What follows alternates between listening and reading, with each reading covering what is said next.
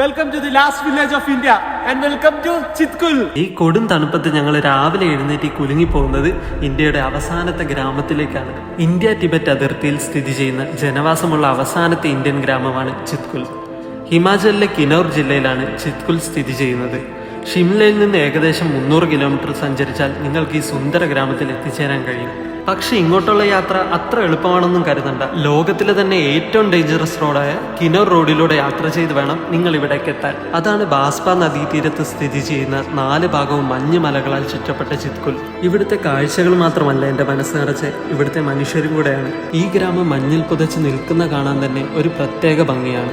തണുത്ത് വിറച്ചുകൊണ്ട് വീഡിയോ എടുക്കുന്ന എന്നെ കണ്ട് നമ്മുടെ പട്ടാളക്കാർ ചെറിയൊരു ചിരിയും അങ്ങ് തന്നു.